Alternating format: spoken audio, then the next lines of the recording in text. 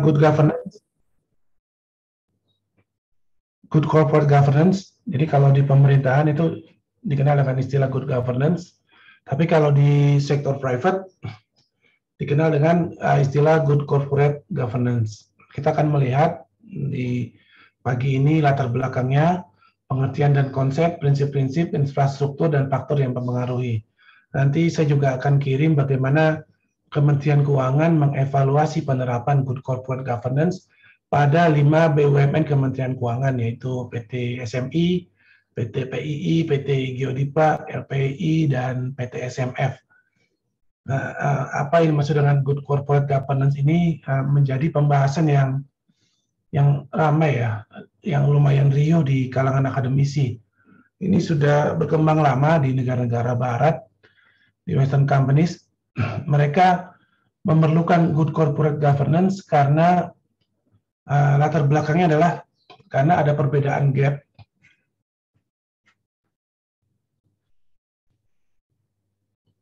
di sini. Karena ada perbedaan atau ada gap antara tujuan korporasi dengan tujuan agensi di sini. Teman-teman sudah paham pasti ya, dengan sistem di dunia ini ada dua sistem, one tier system dan two tier system. Untuk negara-negara yang menganut CP law seperti Indonesia, itu menggunakan two tier system. Dalam artian, dalam organisasi korporasi ada dua lembaga yang berperan penting. Yang pertama adalah BOD, Board of Directors, and BOC, Board of Commissioners, atau Dewan Direksi dan Dewan Komisaris. Tapi di negara-negara penganut common law seperti Inggris, Australia, Amerika, mereka itu tidak ada Dewan Komisaris, jadi hanya ada direksi saja dan pengawasannya langsung oleh RUPS. Ini terlihat lebih simpel di mereka, tapi juga ada peran-peran lain yang dikuatkan ketika kita menggunakan sistem one tier.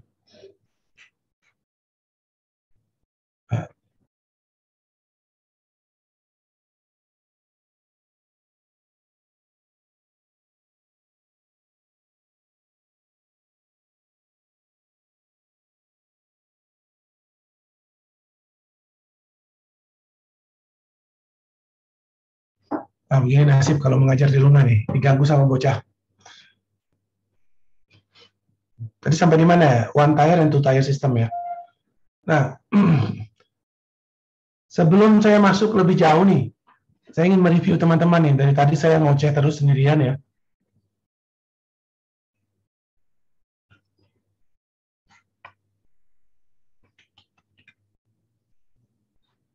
Saya minta apa sih sebenarnya tujuan dari korporasi atau perusahaan ini?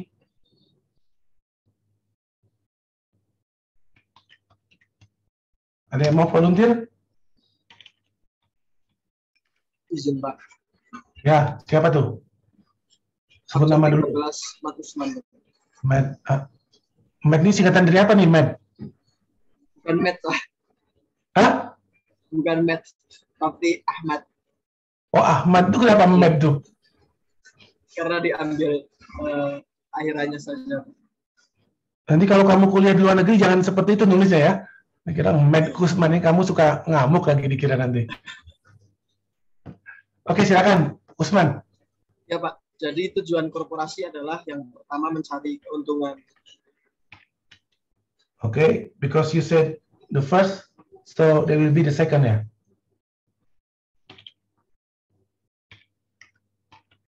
Maaf. Terus yang kedua, kalau korporasi ini dari pemerintah adalah untuk melayani masyarakat.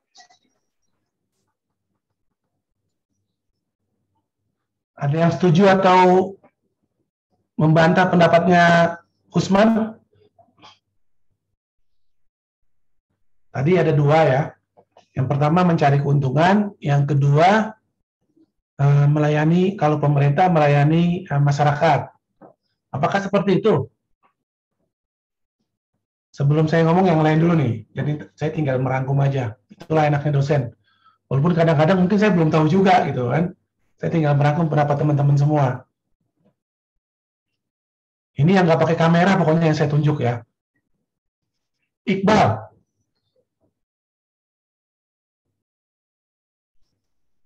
Iqbal Ramadan Pak atau Iqbal Haikal Pak? Ya. Oh, ada dua ya? Iya. Iqbal Haikal deh, yang nggak pakai kamera. Iya, Pak. Tujuan korporasi apa? Ya, Menurut saya tujuan untuk ini mengembangkan entitas bisnisnya, Pak. mengembangkan entitas bisnis ya. Iya. Mau rugi mau untung yang penting berkembang gitu ya. Apa, Pak? Iya, maksudnya gini, mau rugi atau untung yang penting entitasnya berkembang. Apakah betul? Seperti itu statementnya. Jadi, mungkin dari kelebihan keuntungannya itu bisa digunakan untuk mengembangkan bisnisnya. Tapi tetap untuk prinsipnya perusahaan itu mengutamakan keuntungan profit. Oke, I got your point. Jadi tadi kan keuntungan to serve the communities ya. Itu lagi mengembangkan entitasnya. Ada lagi mau nambahkan? Mikdad? Show your face, Mikdad. Iya Pak. Oke. Pendapat saya sama seperti Mas Usman, mungkin yang terpikir cuma mencari keuntungan saja. Cari keuntungan ya. Ya. Oke. Nah, yang lain tambahkan? Saya Pak izin Pak. Ayo. Faris. Ya. Menekan biaya Pak. Menekan biaya operasional. Terus mengurangi persaingan usaha sama memperbesar struktur pemodalan Pak. Yang pertama dan ketiga saya bisa nangkep tuh. Mengurangi biaya, memperbaiki struktur permodalan. Tapi yang poin kedua nih, yang nggak saya nangkep nih, mengurangi persaingan usaha. Nah, kalau statement itu diungkapkan di publik, nanti bisa-bisa Faris didatangi Komisi Pengawas Persaingan Usaha, KPPU. Can you elaborate more about your statement tuh yang tadi? Maksudnya pesaing yang lain mau dimatikan gitu? Diajak kerjasama Pak. Apalagi kerjasama, ini berbahaya lagi nih. Maksudnya bagaimana nih? Kalau kerjasama dengan kompetitor, itu akan kena pasal istilahnya oligopoli ya, pencegahan monopoli dan sebagainya. Itu kalau ada di Eropa ya, Google sekarang udah nggak dituntut nih, karena dia terlalu menguasai pasar. Gitu. Maksudnya gimana nih?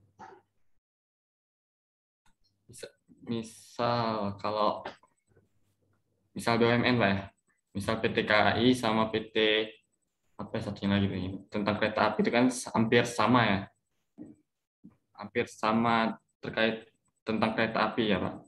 Jadi itu bisa diajak dikerjasama ya untuk menekan biaya sama untuk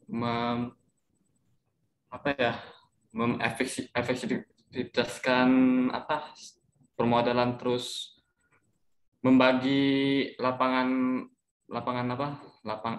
antara PT-PT tersebut Pak, terkait efektivitas produktivitas Pak. Kartel maksudnya? Merger sih sebenarnya Pak. Oke, I got your point lah. Yang lain nambahkan. Ladies-nya mana? Izin Pak, menambahkan Pak. Oke, Farhan lagi. Kalau menurut saya lebih ada juga untuk menambahkannya, saya memilih ini Pak, tentang meraih atau memperoleh keunggulan kompetitif dan juga melakukan branding suatu perusahaan Pak.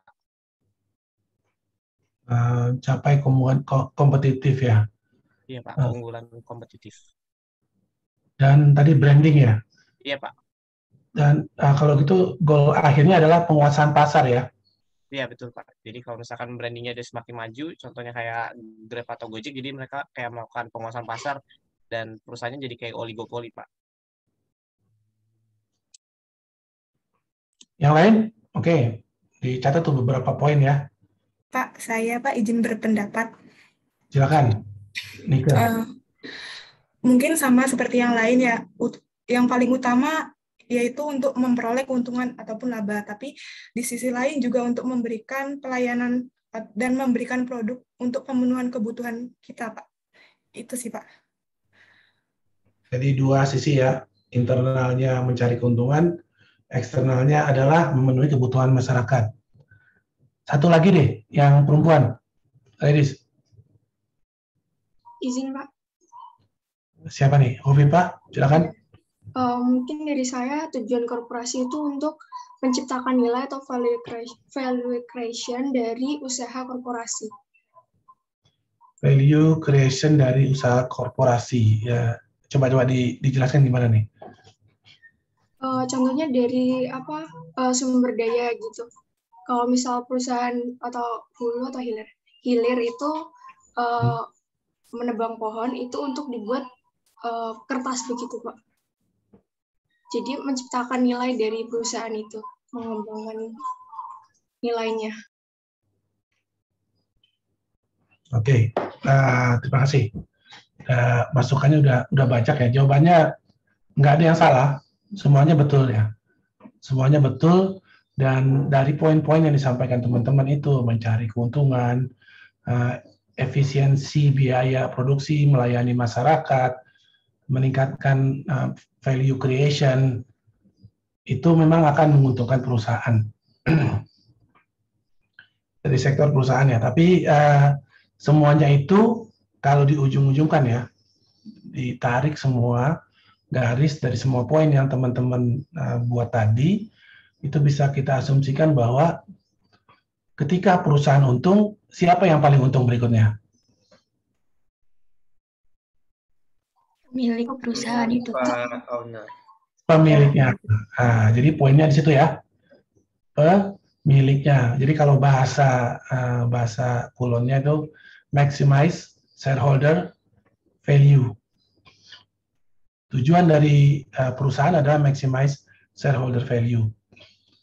Jadi apapun yang tujuannya yang dicapai, visionnya itu adalah maximize shareholder value, tapi dalam pencapaiannya ada step-stepnya. Tadi ada yang mulai mencari keuntungan, efisiensi biaya, kerjasama dengan kompetitor untuk pembagian pasar dan sebagainya. Namun teman-teman harus perhatikan juga, tadi ada status statement BUMN itu melayani kepentingan masyarakat, itu tidak sepenuhnya kurang tepat ya. Tapi BUMN itu kan ada 3, ada Persero, ada Perum, ada Perjan. Nah, kalau Perjan itu sekarang dirubah menjadi BLU.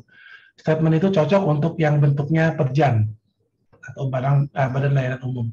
Sedangkan untuk Persero, tujuan utamanya adalah mencari keuntungan atau maximize shareholder value juga.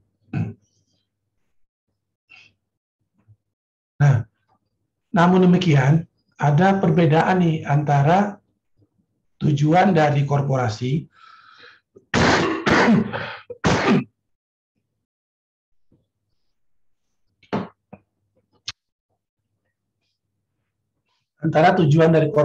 yaitu maximize shareholder values dengan tujuan dari manajemen atau direksi. Jadi kalau direksi itu kan tujuannya ya, kalau kita berkarir di suatu perusahaan, short term kita ya, positifnya ya bukan normatifnya.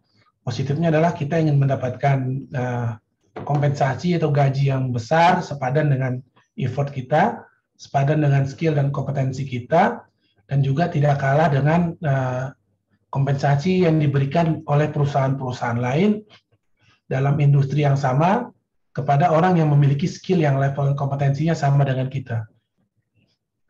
Bahkan kalau direksi, mereka seringkali punya tujuan lain, yaitu meningkatkan bonus untuk direksi. Karena kalau di BUMN itu kita kenal istilah tantiem.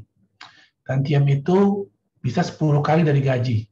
Jadi bayangkan teman-teman, kalau gaji direksi ya, direksi yang besar itu BRI misalkan, gajinya 500 juta sebulan, terus tantimnya 10 kali, nah dia dapat 5 miliar tuh dalam setahun tambahan. Bagaimana cara mereka untuk supaya bonusnya besar?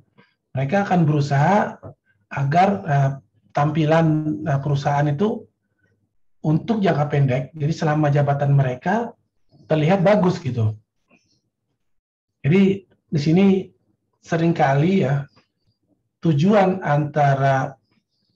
pemilik itu tidak sepenuhnya sama dengan tujuan agent atau direksi.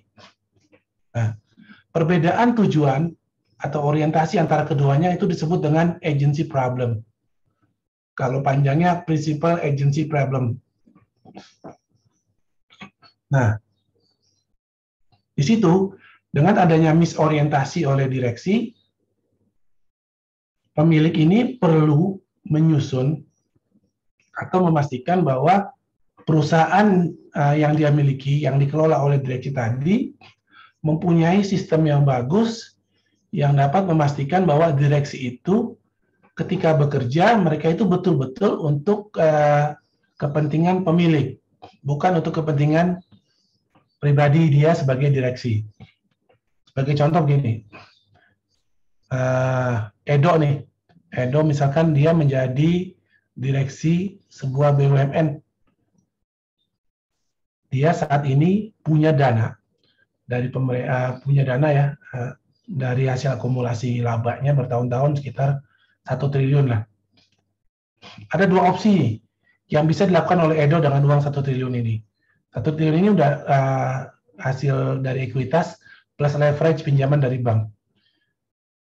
Edo tahu dia sudah menjabat sebagai direksi selama 2 tahun. Paling lama selama ini dia lihat ya 5 tahun lah. 5 tahun orang menjadi direksi di BUMN itu. Dengan uang 1 triliun, Edo ada beberapa opsi investasi yang dia miliki. Yang pertama, investasi jangka menengah yang hasilnya baru diperoleh 5, 6, 7 tahun kemudian. Jadi selama 0 sampai dengan 5 tahun itu belum ada impact yang bagus untuk perusahaan. Belum ada lah, istilahnya masih tahap pengembangan. Itu investasi pilihan pertama. Investasi yang kedua, jangka pendek. Cuma 2 tahun. Waktu diinvest, 2 tahun sudah menghasilkan keuntungan bagi perusahaan. Setelah dihitung-hitung dari 2 opsi ini, opsi A itu yang jangka menengah tadi, ternyata NPV-nya, IRR atau internal rate of return, terus apa lagi itu? Kalau teman-teman belajar capital budgeting ya, manajemen keuangan, udah belajar kan? Itu ada beberapa kriteria ya, untuk memilih proyek yang menguntungkan. Jadi dari semua kriteria itu, proyek A yang jangka menengah itu lebih menguntungkan bagi perusahaan. Tapi bagi Edo, yang lebih menguntungkan yang mana? Yang B, Pak. Yang B, karena Edo tahu bahwa jabatan saya paling 2 tahun lagi gitu kan. Kalau saya memilih yang A, saya nggak akan dapat untungan, tantim lah, bonus segala macam, karena ketika itu panen, yang manen orang lain, istilahnya kita yang menanam, yang memanen orang lain. Nah itu salah satu permasalahan yang muncul ya, dilema yang dihadapi oleh seorang direksi di sini.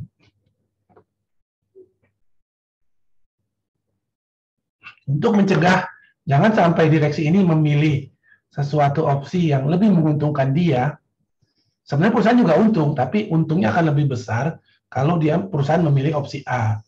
Tapi karena ada agenda lagi dari direksi, akhirnya dipilihlah project B.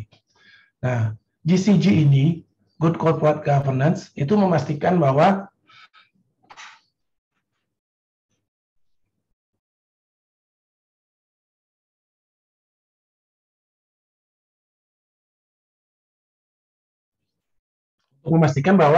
atau mencegah atau mengurangi direksi atau manajemen mengambil pilihan yang kurang menguntungkan ataupun juga terjadinya opportunity loss bagi perusahaan. Konsepnya ini bukan hanya menimbulkan kerugian ya, tapi juga adanya opportunity loss. Beda antara kerugian dengan opportunity loss. Dengan demikian, ketika nanti Edo ingin mengambil keputusan, dia akan dihadapkan pada satu sistem yang memaksa dia, mau tidak mau, dia akan memilih project A. Walaupun sebenarnya secara pribadi akan lebih menguntungkan bagi Edo untuk memilih project B. Itulah manfaat dari GCG.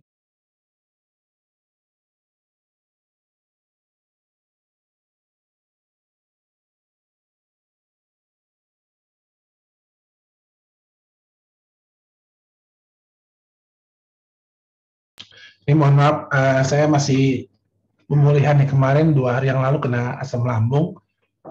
Alhamdulillahnya sih saya kalau asam lambung nggak perih perut, tapi efeknya itu ke batuk.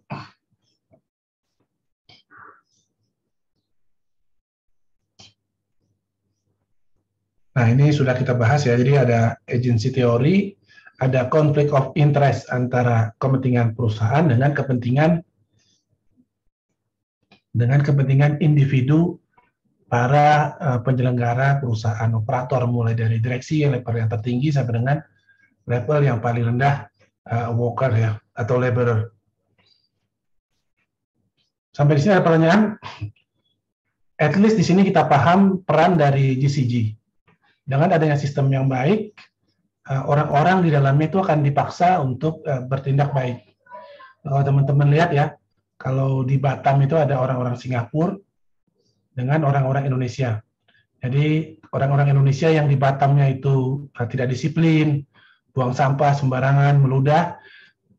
Once they landed in Singapore ya, itu langsung disiplin orangnya. Tidak berludah sembarangan, buang sampah juga tidak sembarangan.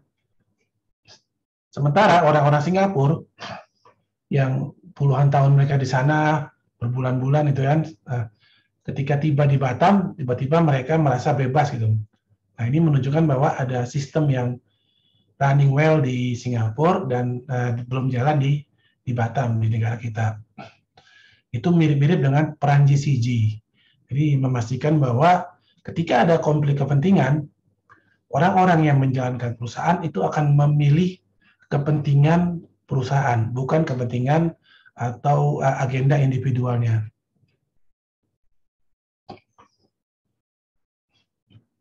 Penerapan GCG ini kalau kita bagi 2, itu ada internal, yaitu dalam interaksi antara orang-orang yang ada dalam perusahaan, mulai dari tadi bawah, lower management, middle level, top level, sampai dengan direksi. Dan kondisi makro atau eksternal. Nah, kondisi mikro ini contohnya ya, bagaimana peraturan perusahaan, SOP-nya. Misalkan SOP penghapusan barang perusahaan, SOP penghapusan properti, SOP procurement, bagaimana perusahaan mengatur pengadaan barang. Untuk level kalau misalkan sampai dengan 1 miliar cukup diputuskan oleh lower management, 2 miliar sampai 10 miliar middle, 10 miliar ke atas perlu persetujuan direksi, 20 miliar ke atas perlu persetujuan komisaris, 30 miliar ke atas perlu persetujuan ROPS. Nah, itu namanya kondisi mikro, mengatur segala rule, policies, yang mengatur environment, bisnis proses dalam suatu perusahaan. Itu kondisi internal atau mikro. Yang kedua, kondisi makro, yaitu peraturan-peraturan yang disusun oleh pihak di luar perusahaan. Jadi, intinya seperti itu aja. Kalau disusun oleh perusahaan disebut internal, disusun oleh pihak luar disebut eksternal atau makro. Contohnya apa? Contohnya, teman-teman bisa ngasih contoh di sini, supaya saya bisa istirahat dulu nih, sambil menunggu.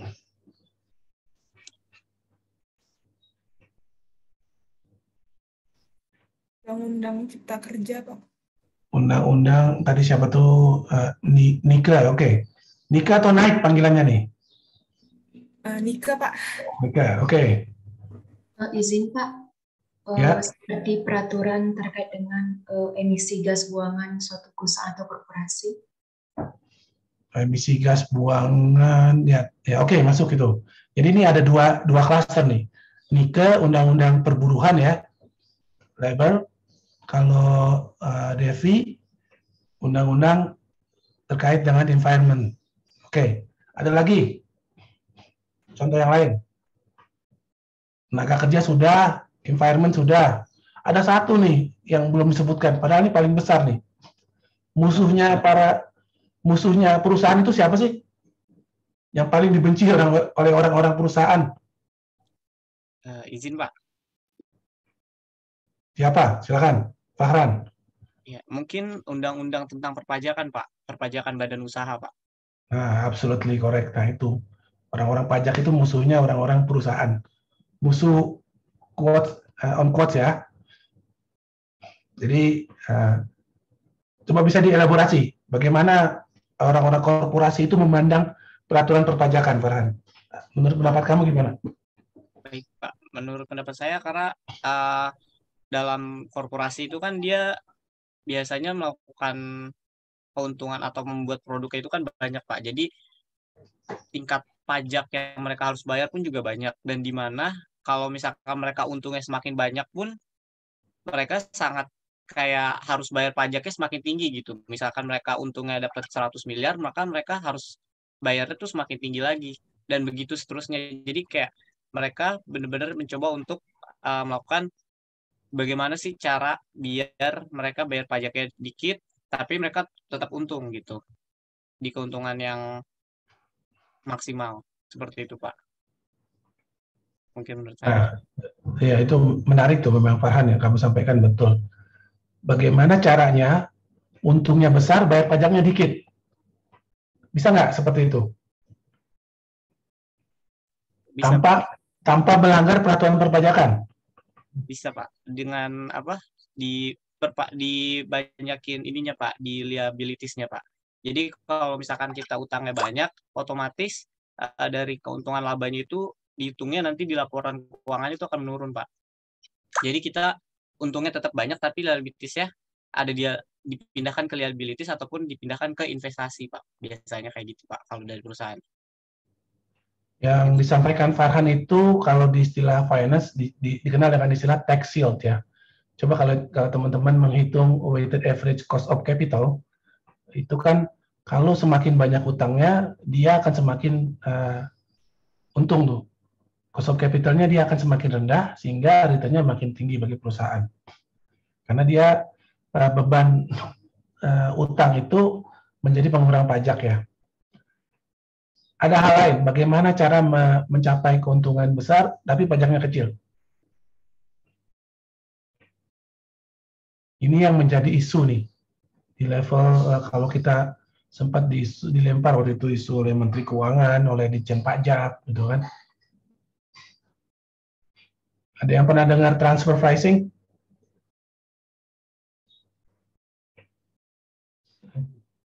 Jadi GCG ini saya mungkin sering ngelantur ya kemana-mana ya. Tapi teori-teori ini teman-teman bisa baca sendiri lah. Transfer pricing itu gini. Jadi ada beberapa penelitian. Banyak perusahaan dari luar negeri itu puluhan tahun mereka investor di sini bikin perusahaan. Tapi keuntungannya ya segitu-segitu aja, kecil gitu. Tapi perusahaannya jalan terus. Mereka mengeluh kan rugi, keuntungannya nggak seberapa. Tapi puluhan tahun masih jalan terus, nggak tutup gitu kan. Nah, begitu dicek, jadi permainannya adalah mereka itu punya beberapa companies ya, branches, ada di negara-negara seperti di Indonesia, di Vietnam, di China, itu yang betul-betul perusahaannya berproduksi. Tapi mereka juga punya anak-anak perusahaan di negara-negara seperti Vanuatu, apalagi itu negara Maldives, somewhere in Pacific Ocean ya, negara-negara yang nggak terkenal lah. Nah, negara-negara itu dikenal dengan istilah tax haven countries.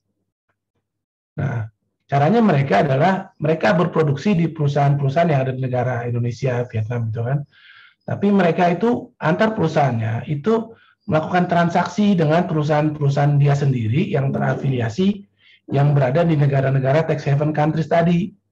Jadi keuntungannya itu akan ditransfer tuh ke sana. Sementara di negara yang Indonesia tadi ya keuntungannya ya segitu-segitu aja gitu loh. Nggak besar gitu loh, mereka tetap untung. Dan ini Ini yang perlu ya, pemerintah sedang mempelajari sih. Dan itu beberapa teman saya mengambil, teman-teman di pajak, itu menjadi topik disertasi mereka, bagaimana kita menyiapkan investor lahan segala macam, tapi dari segi penerimaan pajak nggak signifikan ya, karena mereka memanfaatkan loophole yang ada di peraturan pajak dengan melakukan transfer pricing. Ini banyak hal-hal menarik lah di korporasi ini, ketika teman-teman nanti ingin mengembangkan lagi ya ilmu teman-teman. Jadi itu sudah dimasuk tuh, ada peraturan pajak, peraturan tenaga kerja, peraturan lingkungan. 3 ini yang utama memang. 3 ini yang utama, dan pemerintah ini mulai melingkan tuh antara peraturan perpajakan dengan lingkungan, dengan pengenaan carbon tax ya. Pengenaan carbon tax itu adalah 2 sektor dijadikan satu, pajak dan lingkungan. Jadi menggunakan instrumen pajak untuk menekan pencemaran atau menjaga lingkungan tetap baik lah.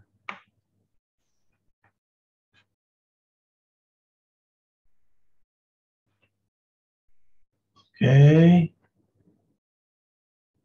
Ini pengertian dan konsep good corporate governance.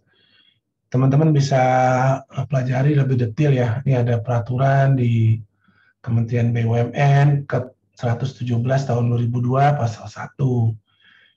Yang dimaksud dengan GCG adalah suatu sistem dirancang untuk mengarahkan pengelolaan perusahaan perseroan berdasarkan prinsip, ini keywordnya nih,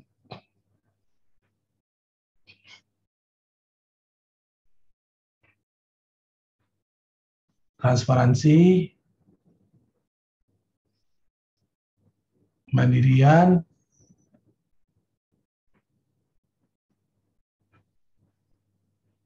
akuntabilitas, pertanggungjawaban, kewajaran ya. Ada 5 keyword di sini: transparansi, kemandirian, akuntabilitas, pertanggungjawaban, dan kewajaran.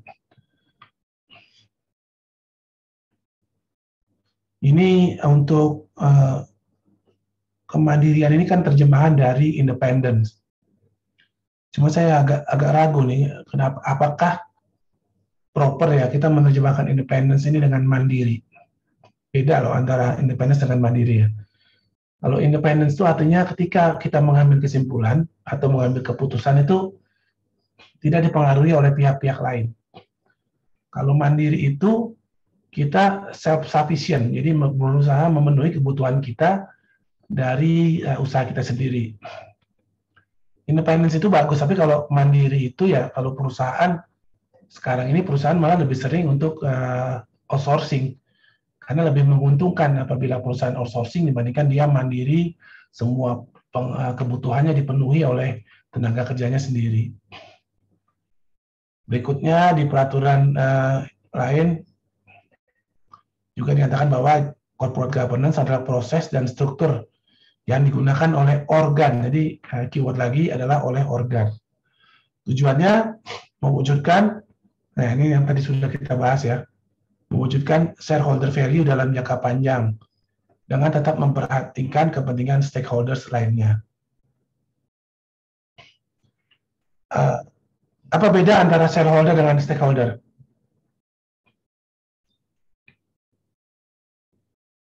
Ada yang bisa menjelaskan kepada saya? Izin mencoba menjawab ya Pak. Ya, Iqbal. Iqbal Pak. Kalau menurut saya, untuk shareholders itu adalah orang-orang yang memegang saham. Jadi dia itu memiliki bagian dari perusahaan tersebut. Tapi kalau stakeholders itu termasuk dari shareholders, tapi termasuk juga orang-orang yang sering berinteraksi ataupun memiliki kepentingan pada perusahaan tersebut, misalkan customer ataupun distributor. Seperti itu Pak. Mohon maaf apabila salah. Ya, betul. Nggak usah minta maaf ya diskusi ini, kita diskusi kok. Nggak ada yang salah, nggak ada yang betul itu. Ya, yang kamu sampaikan betul. Jadi stakeholder itu environment-nya lebih luas dibandingkan dengan shareholder. Setiap pihak yang berkepentingan dengan perusahaan kita disebut dengan stakeholders. Siapa stakeholdersnya? Pemerintah, supplier, vendor, lender, bank ya, kreditor, pasar modal kalau di perusahaan terbuka. Terus juga jangan lupakan juga stakeholder berupa pressure group-nya, LSM, LSM lingkungan itu juga sebagai stakeholder kita. Kalau kita punya perusahaan yang kita membuang limbah yang harusnya sudah kita olah kan, limbah itu sehingga tidak mengganggu lingkungan, mereka menjadi watchdog, itu stakeholder kita. Organisasi buruh itu juga stakeholder. Jadi semua pihak yang berkaitan dengan operasi perusahaan, baik itu penjualannya, baik itu limbahnya, baik itu dalam proses bisnisnya. Ini ada BPKP juga memberikan pengertian mengenai GCG. Karena BPKP itu seringkali atau most likely ya, majority of our state-owned companies itu kita menugaskan BPKP untuk menilai capaian GCG dari setiap BUMN. Sehingga wajarlah mereka membuat peraturan juga. Kalau ada pertanyaan langsung aja ya, interupsi. Nggak usah ragu-ragu.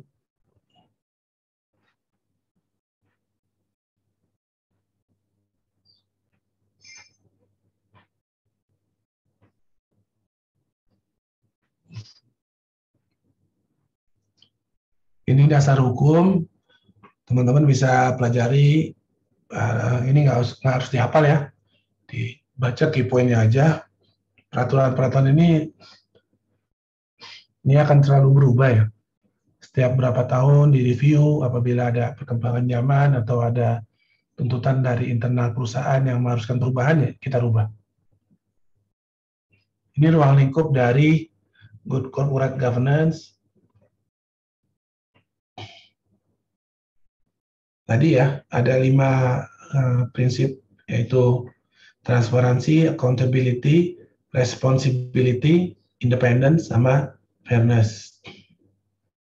Kita coba bahas di sini satu demi satu dari prinsip-prinsip dari GCG ini. Jadi prinsip transparansi ini sebenarnya konsepnya menarik nih. Diambil dulu bukan dari perusahaan. Diambil dari penjara. Jadi di Eropa itu penjara di zaman dahulu itu ruangannya tertutup.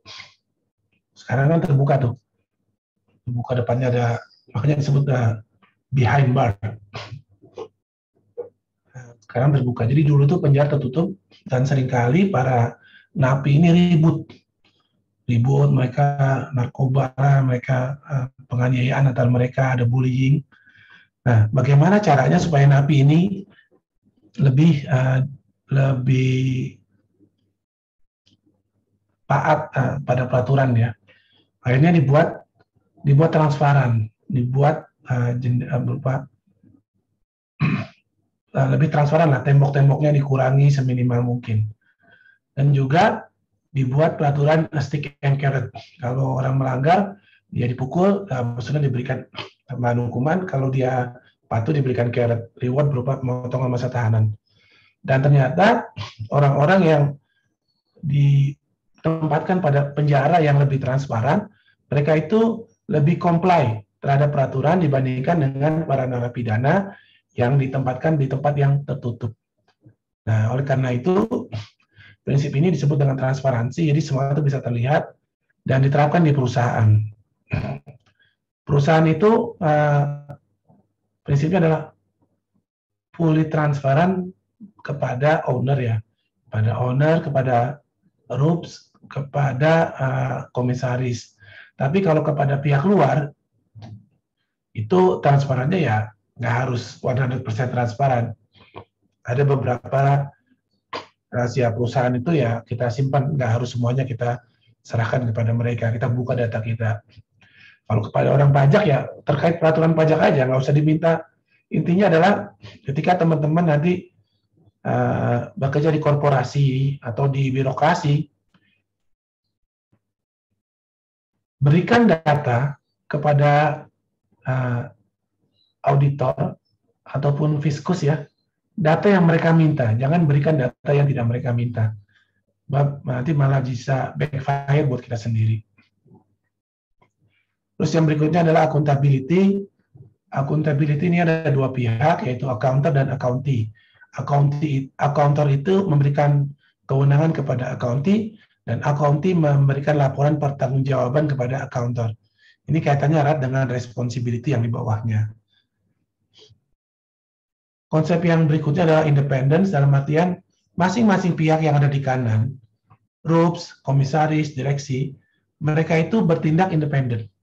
Dalam artian berdasarkan peraturan-peraturan yang ada. Jadi direksi ketika memilih rekanan, dia itu berdasarkan peraturan procurement yang sudah ditetapkan oleh perusahaan. Komisaris, dia punya board manual yang menjadi acuan kapan dia bersidang, kapan dia mengadakan rapat, bagaimana mekanisme mencari data kepada direksi, bagaimana komisaris lapor kepada RUPS, dan sebagainya. Fairness di sini adalah kewajaran ya.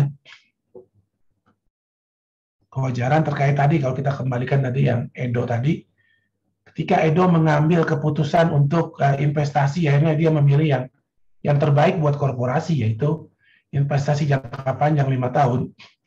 Nah, itu sudah wajar. Dan nanti RUPS-nya itu juga akan melihat bahwa keberhasilan dari ini adalah salah satunya adalah upaya dari Edo ini, direksi di masa lalu. Mungkin juga nanti ada pertimbangan ketika pemberian bonus. Walaupun bukan nanti ya, walaupun belum menguntungkan, tapi kalau track-nya sudah bagus, ada pertimbangan memberikan bonus kepada existing directors. Ini GCG dalam arti luas, semua dalam kotak ini. Dalam arti sempit, hanya 3 pihak, RUPS, komisaris, dan direksi. Sedangkan untuk internal perusahaan, itu dikenal dengan corporate management, yang hanya melibatkan orang-orang yang ada dalam alur pengambilan keputusan di dalam korporasi, yang sifatnya operasional.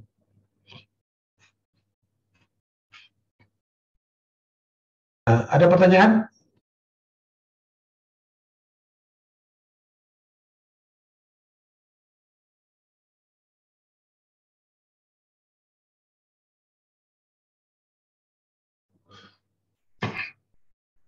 Teman-teman sudah dapat materi hukum bisnis? Sudah, Pak. Sudah, Pak. Ya. Sudah, Pak. So I can assume you understand all of the organ of a company ya. Ada RUPS, ada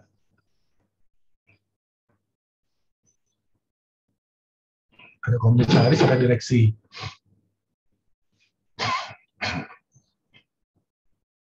RUPS ini adalah kekuasaan tertinggi dalam struktur kepengurusan, bukan kepengurusan sebenarnya ya. RUPS ini nggak mengurus dalam struktur perusahaan. Kalau pengurusan itu manajemen, ini bayangan saya nih. Nggak tahu nih pengertiannya dari mana diambil ya. Tapi in my opinion, kepengurusan itu direktur yang paling tinggi. Intinya RUPS ini berhak meminta laporan apapun dari direksi maupun dari Dewan Komisaris. Dia juga berhak mengambil keputusan mengenai investasi dan divestasi. Ini perbedaan nih antara BUMN dengan perusahaan swasta. Contohnya, teman-teman mengikuti ini nggak perkembangan Garuda Indonesia di tengah pandemi ini. Kalau baca-baca di koran atau browsing ya, sekarang udah nggak ada yang baca koran lagi, koran fisik. Garuda ini kan utang terbesarnya itu kepada lessor pesawat. Nah, dalam bernegosiasi dengan lessor, Garuda ini BUMN, GCG-nya itu panjang ya, prosesnya itu panjang, agak berlibat itu loh. Dia harus mendapatkan persetujuan terlebih dahulu dari Dewan Komisaris, setelah itu perlu mendapatkan restu dari RUPS, dalam hal ini Kementerian BUMN, baru dengan itu dia bisa maju bernegosiasi dengan lessor. Panjang prosesnya. Ketika lessor pesawat menawarkan, oh ini opsinya, saya mau kamu, oke, saya berikan wave, nggak harus bayar sewa selama pandemi, atau bayar sewa hanya pesawat yang kamu terbangkan, tapi perusahaan yang pesawat nggak terbang, sewanya bayarkan cuma 10%, seperti itu. Garuda lapor lagi dengan negosiasi, minta persetujuan lagi dari komisaris, dari RUPS, sebagainya. Panjang nih. Bandingkan dengan Lion. Lion Air itu kan pemiliknya pribadi ya, Rusdi Kirana. Ketika ada permasalahan pandemi, Pak Rusdi ini langsung terbang ke Eropa, ketemu satu demi satu dengan lessor, langsung deal. Nah, kalau kita sebagai lessor, kita akan lebih senang berurusan dengan mana? Dengan pemilik kan? Pemilik yang mempunyai full authority dalam pengambilan keputusan. Bayangkan kalau diskusi dengan direksi Garuda, jawabannya selalu, nanti kami akan lapor lagi, perlu persetujuan ini dan itu. Nah, itu kelemahan dari BUMN kita. Jadi proses pengambilan keputusan itu lebih panjang ya, karena harusnya yang sementara dalam bisnis itu ada momentum-momentum yang sekali kita lepas momentumnya, kita akan kehilangan kesempatan untuk memperoleh keuntungan atau kehilangan kesempatan memperoleh efisiensi laba dari diskon pembayaran sewa.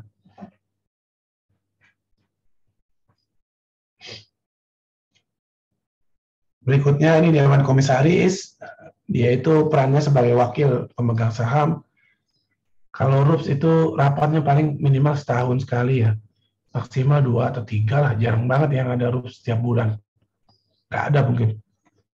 Tapi komisaris itu minimal setiap bulan ada rapat antara Dewan Komisaris dengan direksi yang dikenal dengan rapat BOC-BOD. Ini Dewan Komisaris atau Dewan Direksi. Ini adalah struktur tertinggi dalam pengurusan perusahaan. Dia yang menjalankan operasionalnya. Kalau bus, ini drivernya lah. Jadi kalau ada perusahaan untung, perusahaan rugi, itu orang yang, kalau dia untung, orang yang paling berhak mendapatkan kredit adalah direksinya. Itu juga sebaliknya, kalau rugi, yang paling berhak atau yang paling wajar kita salahkan adalah direksinya, bukan komisaris atau pemegang sahamnya.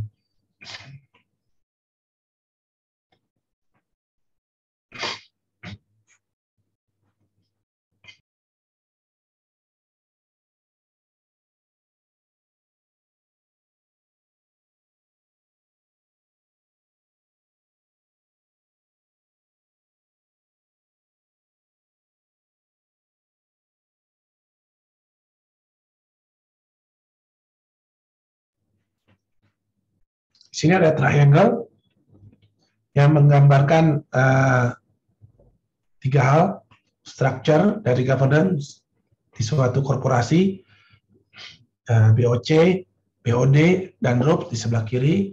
Di sebelah kanan itu ada governance prosesnya yang mengatur mengenai kewenangan masing-masing structure dari governance. Di bawahnya adalah yang menopang dari segitiga ini, governance principles. Tadi ya, yang dari accountability, responsibility, transparansi, itu adalah governance principle-nya. Teman-teman bisa pelajari lebih detail di sini.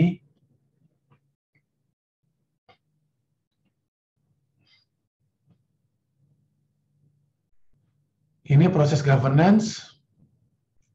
Jadi, yang dimaksud dengan proses governance itu adalah interaksi antara pihak-pihak atau organ-organ yang ada dalam suatu korporasi. Jadi kalau yang interaksi antara RUPS dengan komisaris, antara komisaris dengan direksi, antara direksi dengan RUPS, antara direksi dengan lower management, dan seterusnya. Nah, itu semua adalah proses governance. Intinya 2 sih dalam proses ini. Yang pertama adalah pemberian kewenangan dari atas ke bawah, dan pelaporan pertanggungjawaban dari bawah ke atas. Jadi ketika direksi meminta manajer melakukan pengadaan, proses pengadaan, laporannya adalah dari manajer kepada direksi. Oh ini loh, ini barang properti yang saya beli dalam proses pengadaan. Dan ini laporannya, berapa anggarannya, apa dokumen hukum yang saya peroleh dalam pembelian ini, dan sebagainya. Jadi intinya ada dua. Delegation of authority yang dari atas ke bawah, dan dari bawah ke atas adalah reporting, pelaporan.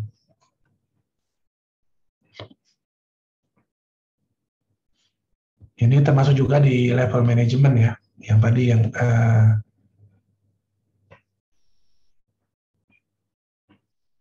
governance management.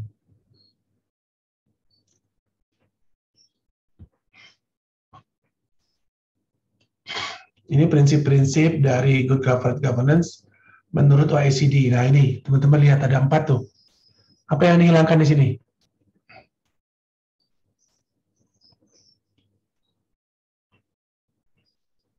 Independen. Independence ya, dihilangkan.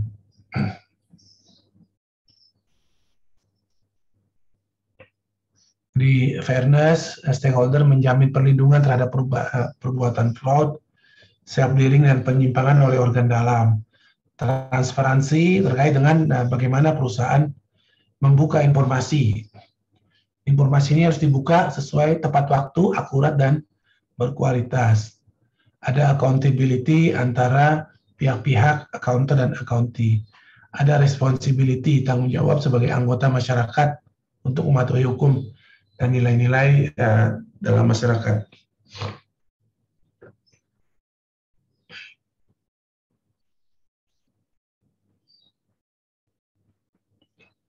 Di Amerika beberapa minggu yang lalu sempat heboh tuh ketika dibuka setoran pajak orang-orang dan perusahaannya yang terkait ya, orang-orang yang memiliki masuk Forbes 40 lah, masuk majalah Forbes orang-orang yang paling kaya dan berpengaruh, ternyata bayar pajaknya kecil, kayak Elon Musk itu kan, apa nama perusahaannya itu? Elon Musk lupa saya.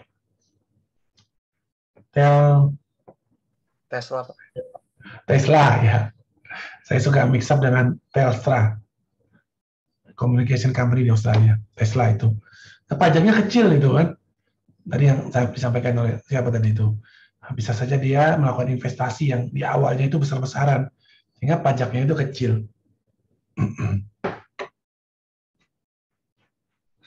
Ya selama secara peraturan pajak dia tidak melanggar itu nggak masalah sebenarnya kan. Ini prinsip-prinsipnya berdasarkan di internal Kementerian Keuangan dan Kementerian BUMN ya. Bedanya tambahan di independence ini. Teman-teman saya minta tolong nih di search lagi mengenai prinsip transparansi. Ini masing-masing topik ini bisa dijadikan paper nih. Jadi dan pekan depan saya minta tolong dibuatkan satu esai, singkat saja ya, 500 kata, isinya mengenai GCG. Teman-teman bisa bicara GCG as a whole, seluruhan, ataupun juga mau mengambil misalkan cuma satu nih, prinsip akuntabilitas. Singkat saja, nggak usah banyak-banyak, karena saya tahu nih, teman-teman ada 7 mata kuliah kan saat ini, jadi cuma buat 500 kata saja. Cuma yang saya minta itu teman-teman belajar menggunakan Mendeley tadi yang di-insert ke Microsoft Word gitu. Jadi untuk referensinya itu ada in-text citation yang tengah-tengah, ada juga nanti reference atau bibliografi yang ada di bawahnya dengan menggunakan feature Mendeley. Dan cari bahan-bahannya silakan di Perpustakaan Nasional. Nggak usah banyak-banyak ya referensinya, cukup 3 deh. Waktu teman-teman habis ya, maksimal 3 lah. 2 boleh, 1 juga nggak masalah. 2 lah minimal, 2-3. Referensinya di situ diambil, dibuat dalam 500 kata. You can do it in bahasa or in English, terserah. Nggak mempengaruhi nilai kok, ini hanya untuk teman-teman melatih aja.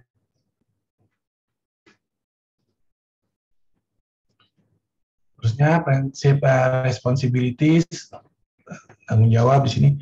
Ternyata di sini masuk dengan tanggung jawab itu lebih kepada civic responsibilities, yaitu tanggung jawab kepada masyarakat, communities.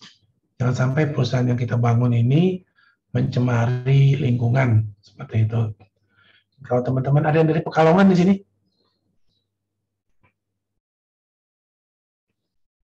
Gak ada ya? Jadi saya dapat cerita nih dari Pekalongan itu, misalkan kan terkenal dengan kota apa ya? Pekalongan tuh kota batik ya, kota batik. Terus kalau teman-teman yang kalau mau Lebaran itu beli gajah duduk, apalagi Wadimor ya, itu pabriknya di sana tuh katanya. Tapi permasalahannya adalah memang masyarakat di sana mendapatkan pekerjaan ya, mendapatkan income, tapi itu nggak sustain.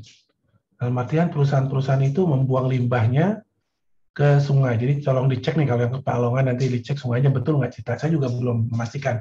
Tapi kalau teman-teman lihat di YouTube itu ada tuh. Cari bagaimana kerusakan lingkungan di Pekalongan akibat pabrik tekstil. Memang secara short term ada tenaga kerja yang diserap, ada income pada masyarakat, tapi long term yang akan menderita itu masyarakat. Ada dua suffers yang mereka rasakan. Yang pertama dari pencemaran lingkungan, yang kedua ternyata tanah-tanah di Pekalongan itu banyak yang turun. Sehingga ketika banjir, hujan dikit aja banjir masuk ke dalam rumah-rumah, dan akhirnya ya sudah banjir dan air yang masuk itu adalah air limbah industri. Jadi dua penderitaan di situ. Nah, kalau teman-teman punya perusahaan, dipikirkan lagi bagaimana tanggung jawab etik kita kepada masyarakat dan kepada lingkungan.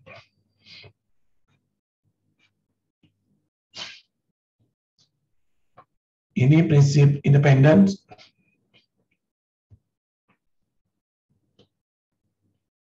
Intinya adalah dalam pengambilan keputusan masing-masing pihak itu independen, tidak dipengaruhi oleh pihak lain, tapi betul-betul berdasarkan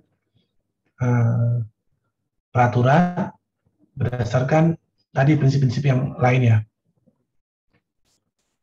Fairness, kewajaran ya.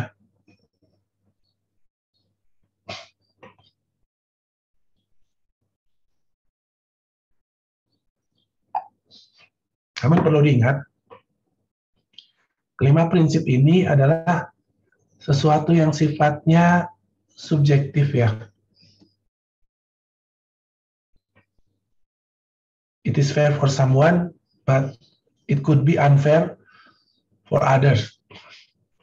Jadi dengan permasalahan subjektivitas ini, seringkali ada benturan-benturan juga, tetap ada benturan. Jika direksi menilai bahwa ini saya wajar mengambil putusan ini, tapi komisaris menentukan hal yang lain. Nah, apabila ada perbedaan-perbedaan ini, nah nanti gongnya itu ada di RUPS. RUPS yang memutuskan mana yang akan diambil untuk strategi perusahaan ke depannya.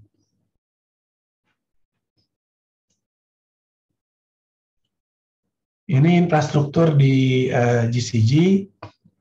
Ada ya organ sih, intinya adalah organ ya. Ada sifatnya orang, ada yang sifatnya guidelines atau regulation atau policies. Jadi dua intinya nih. Struktur dari GCG dua. Yang pertama adalah orang atau lembaga. Yang kedua adalah guidelines. Guidelines ini melingkupi charter, manual, policies, baik yang internal maupun yang eksternal.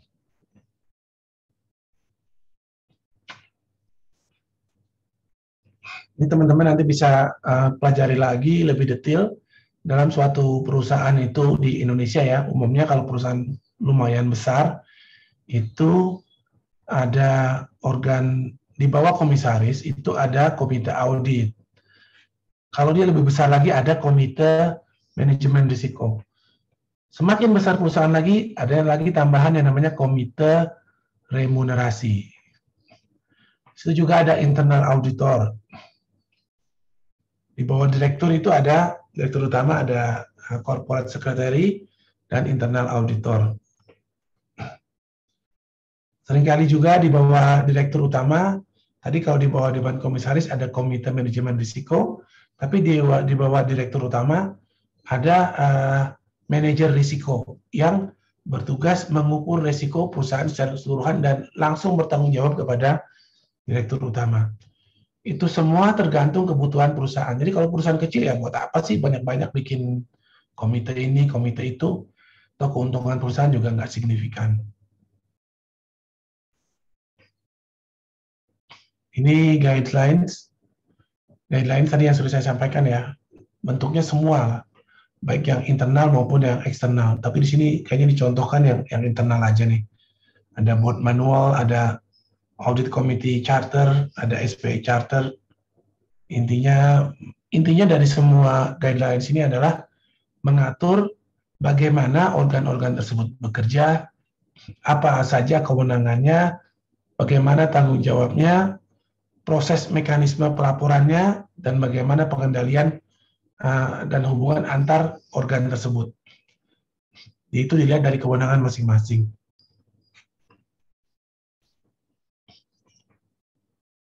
Next, faktor yang mempengaruhi penerapan good corporate governance.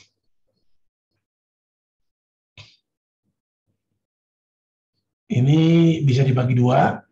Yang pertama adalah faktor eksternal.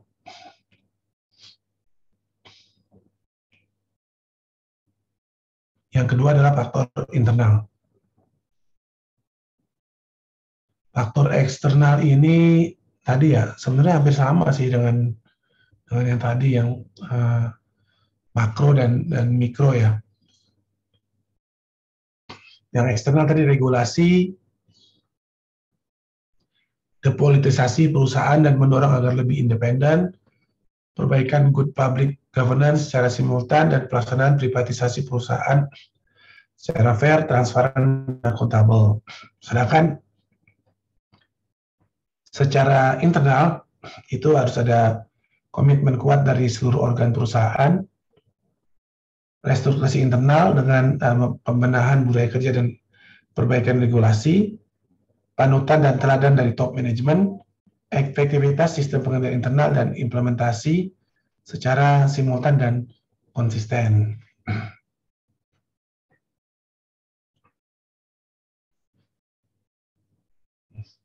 Berikutnya manfaat dari penerapan GCG.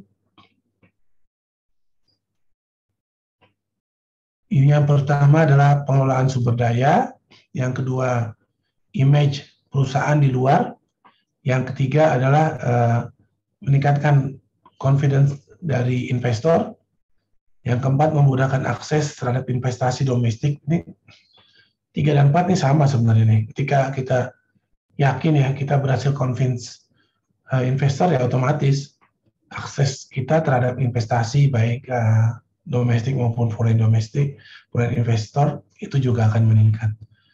Yang terakhir adalah melindungi direksi dan dewan komisaris dari tuntutan hukum. Ini yang menarik. Saya akan bahas yang poin terakhir ini ya. Sekali ini teman-teman lihat nih, jangan sampai ini pelajaran juga ya. Ketika rapat mengenai Garuda, itu seringkali Bu Menteri Keuangan selalu bilang, saya ini nggak mau nanti keputusan yang saya ambil saat ini, ketika saya berumur 70 tahun, saya dipanggil-panggil tuh sama jaksa. Saya dipanggil-panggil sama jaksa, saya udah tua. Nah, istilahnya kalau kita sudah tua, sudah pensiun, dipanggil oleh penegak hukum. Yang pertama, kita juga sudah lupa kan, dulu itu bagaimana prosesnya pengambilan keputusan, kita sudah lupa yang pertama. Yang kedua, kita sudah tidak punya lagi akses ke dokumen-dokumen. Dibilang kita terlibat penyalahgunaan pajak. Padahal kita udah lupa, terus kita juga nggak punya akses. Nah, kita tuh menjaga jangan sampai terjadi hal-hal seperti itu. Jadi kita make sure bahwa dalam pengambilan keputusan kita sudah sesuai dengan prinsip-prinsip GCG dan regulasi yang ada di dalam perusahaan. Dan teman-teman nanti ketika ditugaskan punya posisi yang penting, make sure ya punya dokumentasi yang terpisah. Jadi selain dokumentasi yang disimpan oleh kantor, secara pribadi ini saya strongly encourage ya teman-teman nanti punya data yang terpisah. Jadi setiap dokumen yang teman-teman tanda tangani atau teman-teman usulkan itu kita punya dokumen pribadi. Jadi ketika nanti kita sudah nggak ada di situ, kita udah dimutasi misalkan, tadinya saya di kantor pusat, saya pindah ke daerah, ketika ada pertanyaan auditor, nah, saya kan kalau nanya lagi ke pusat, kita nggak tahu siapa pengganti kita. Apakah dia itu, kalau teman kita masih oke ya, kita masih bisa minta. Tapi kalau orang-orang yang istilahnya tidak punya niat untuk bekerja sama dalam artian positif dengan kita akan kesulitan mencari akses. Jadi kita harus punya akses pribadi, data pribadi dibandingkan dengan data di samping data yang dipegang oleh organisasi.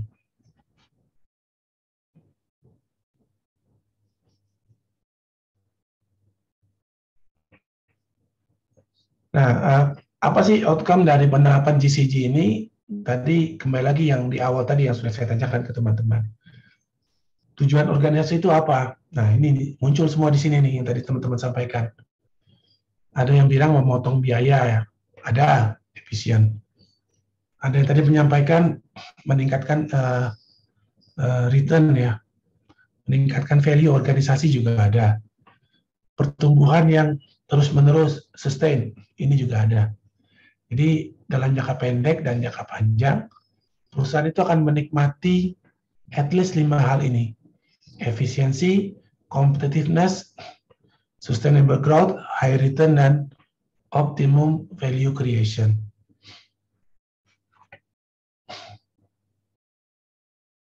Ujung-ujungnya happy employees.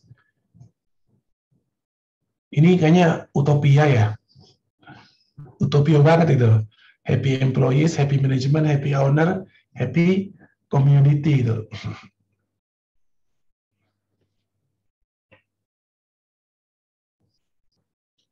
Nah, kebahagiaan itu sebenarnya kalau saya lebih percaya kebahagiaan itu nggak dikejar. Jadi kebahagiaan itu diciptakan ya. Bagaimana kita yang membuat situasi kita menyenangkan. Jadi kalau kita mengejar kebahagiaan tuh kadang-kadang capek sendiri. Kebahagiaannya belum dapat tapi sudah capek duluan. Lebih baik kebahagiaan itu diciptakan sendiri ya. Jadi dulu ketika saya lulus STAN itu gaji PNS 150.000, tunjangan Kementerian Keuangan sekitar 250.000, jadi total 400.000. Untuk bayar SPP di kuliah di UI itu satu semester 1 juta. Nah bayangkan tuh. Kalau sekarang kan teman-teman nanti begitu lulus, penempatan itu take home pay sekitar berapa ya? 9-10 juta lah.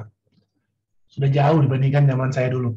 Kalau saya sama UMR itu lebih besar UMR dulu. Kalau teman-teman nanti lebih besar teman-teman. Almost double dan UMR. Jadi ya patut disyukuri lah. Cuma waktu itu saya kesempatan untuk pendidikan jauh lebih fleksibel ya. Tapi beasiswa itu nggak sebanyak zaman sekarang. Sekarang itu ada LPDP, teman-teman juga punya akses beasiswa ke negara lain. Itu kalau dicari-cari ya, setiap negara itu ada skim beasiswanya. Saya juga kaget ketika ada teman saya itu di Trade KND dapat beasiswa kuliahnya di Roma. Bayangin tuh, gimana kuliah di sana? Bahasa pengantarnya Inggris sih. Cuma kan untuk survival di masyarakat, mau nggak mau dia harus belajar bahasa Italia.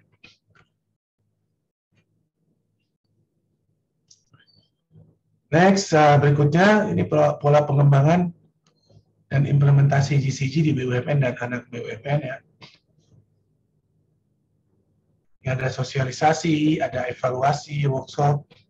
Intinya adalah GCG environment itu adalah walking document, is a living document. Dalam artian dia selalu berkembang, selalu berubah, mengikuti atau menyesuaikan dengan kebutuhan perusahaan, tuntutan masyarakat, kewajiban-kewajiban pemerintah, bahkan juga perkembangan teknologi.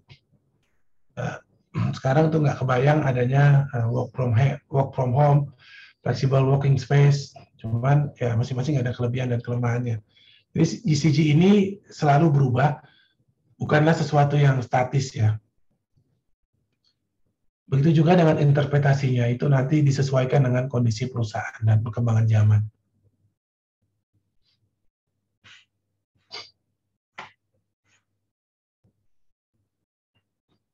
Berikutnya adalah penerapan GCG. Intinya di sini tergantung pada komitmen. Kalau komitmen itu yang paling penting adalah komitmen dari pimpinan. Kalau pimpinan punya komitmen yang kuat untuk menerapkan GCG, bukan berarti mudah ya, tapi jalan untuk full implementation itu lebih jelas, terlihat path-nya, jalurnya. Mulai dari direktur utama, direksi, middle management, lower management, sampai dengan worker. Itu bisa diturunkan, masing-masing tanggung jawabnya bisa dibagi. Yang kedua, penerapannya adalah suatu continuing process. Jadi terus-menerus disempurnakan. Jadi kalau teman-teman belajar manajemen risiko ya di semester 2, nanti akan terlihat bagaimana hubungan antara penerapan GCG ini dengan menurunkan risiko dari perusahaan, baik itu risiko operasi, risiko bisnis, maupun risiko-risiko yang lainnya. Ada pertanyaan sampai di sini? Ini saya mohon izin nih, karena saya kondisi masih sering batuk ya. Jadi nggak sampai selesai full sampai jam 10 nih.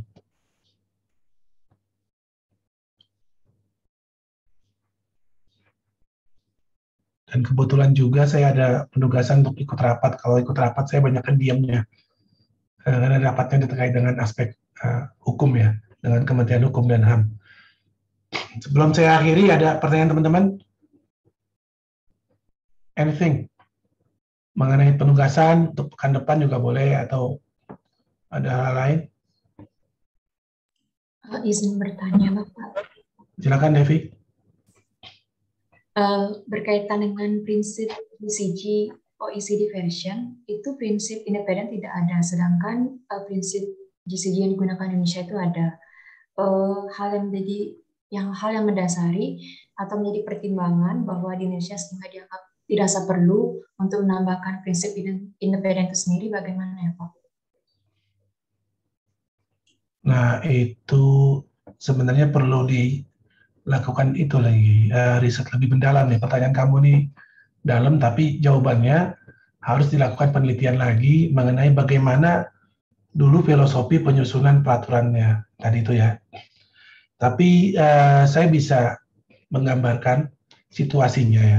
Jadi teman-teman bisa ambil kesimpulan sendiri kenapa bisa muncul aspek independence itu.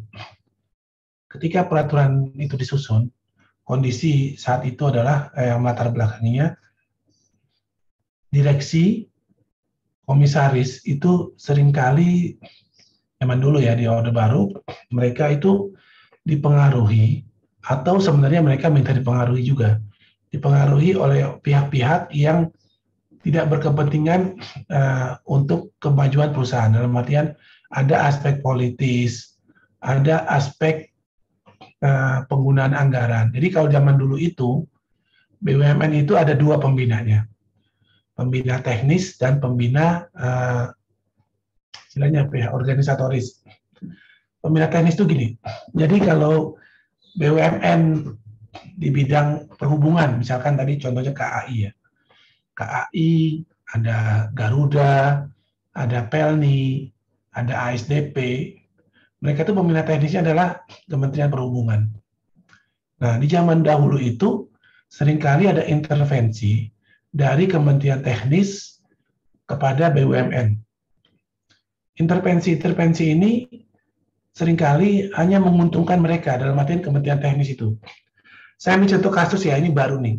Jadi Kementerian Perhubungan ini only for your ears ya teman-teman. Ini untuk studi aja. Kementerian Perhubungan itu membeli kapal baru, bagus kapalnya itu. Baru, lantas dilelang. Siapa yang menjadi operatornya? Dalam lelang itu yang menang adalah perusahaan swasta. Ya, jadi kapal tersebut dilelang, dioperasikan oleh perusahaan swasta PTA. selama 5 tahun lah. Let's say, saya lupa periodenya. Let's say 5 tahun. Kenapa perusahaan swasta ini berani memberikan, istilahnya dalam lelang itu ya, kan dipilih tuh yang memberikan biaya yang paling rendah kan, biaya perawatan, memberikan kontribusi tertinggi, setoran, penumpang, dan sebagainya. Nah, perusahaan swasta ini berani tuh menekan biaya perawatan. Nanti setelah 5 tahun, kapal ini akan diserahkan kepada BUMN untuk dikelola sebagai tambahan modal pemerintah. Teman-teman bayangkan, kapal baru yang perawatannya rendah, dikelola oleh swasta, pengawasannya kurang bagus, dan selama dikelola oleh swasta itu, kapalnya itu istilahnya ya perawatannya minimal lah. Setelah 5 tahun, kondisinya sudah gimana tuh? Udah nggak bagus lagi lah. Sudah nggak bagus, diserahkan kepada BUMN. BUMN ini ketika menerima aset dari pemerintah, dari kementerian, mungkin nggak mereka menolak? Kalau zaman dulu nggak mungkin. Zaman dulu nggak mungkin. Dibilang ini belagu amat, orang mau dikasih aset, nolak gitu kan. Padahal kalau menurut pandangan kita aset ya, menurut BUMN itu bukan aset itu. Itu rongsokan, karena kapal yang diserahkan sudah nggak bagus gitu loh. Bayangkan kita dapat aset nggak bagus, keuntungannya rendah. Nanti ketika dihitung ROA-nya, return on asset, akhirnya gimana? ROA-nya rendah. Karena asetnya tinggi, tapi income-nya rendah, ya ROA-nya juga akan rendah. Kasus yang lain dari Kementerian SDM ya. Saya nyebut-nyebut kementerian dulu nih. Kalau ada teman-teman yang orang tuanya di kementerian itu, mohon maaf ya, apabila tersinggung. Jadi dia mengadakan membangun SPBU ya, gas itu kalau salah gas. Ini akan diserahkan kepada Pertamina. Aset. Kalau BUMN sekarang tuh nggak melihat, kalau dulu masih nggak bisa nolak ya, sekarang bisa nolak. Saya nggak ada kepentingannya tuh SPBU itu, buat apa saya terima? Kalau saya terima, implikasinya apa bagi perusahaan? Yang pertama, dia harus bayar pajak kan, PBB. Kedua, dia harus bayar orang untuk mengoperasikan aset tersebut. Dan keuntungannya rendah, sehingga ROA-nya juga akan turun. Nah, hal-hal seperti itu yang mendasari ya, menurut saya nih, mungkin, karena saya nggak terlibat langsung dalam penyusunannya, mungkin itu yang mendasari memasukkan prinsip independence. Jadi diharapkan orang-orang yang ada dalam BUMN itu, dalam mengambil keputusan bersifat independence dari pengaruh-pengaruh yang dimasukkan oleh pihak-pihak lain, yang nggak menguntungkan bagi perusahaan. Kecuali intervensinya itu dilakukan oleh presiden. Jadi misalkan gini, contohnya Utama Karya diminta membangun jalan tol di Sumatera. Itu beda loh jalan tol di Sumatera dengan di Jawa. Profitability-nya rendah. Tapi pemerintah memaksa, tanda kutip, memaksa Utama Karya. Nah, dia harus ada kompensasi dong bagi Utama Karya. Karena kalau dia membangun, dia harus dapat dana dari pemerintah. Dia minjem nggak dapat, karena keuntungannya nggak menarik bagi investor swasta. Akhirnya dapat PMN dari pemerintah. Bentuknya adalah tunai, bukan bentuknya barang. Kalau barang itu berat bagi BUMN, tapi kalau bentuk tunai itu masih bisa diusahakan lah. Nah, BUMN sendiri yang mengelola sesuai dengan keuntungan perusahaan. Dan juga nanti dalam IQ-nya diperhitungkan tuh, pemerintah nggak lagi mengejar dia mendapatkan return yang tinggi, tapi ada IQ lain, IQ pelaksanaan mandat dari pemerintah. Seperti itu. Baik Pak, terima kasih Pak.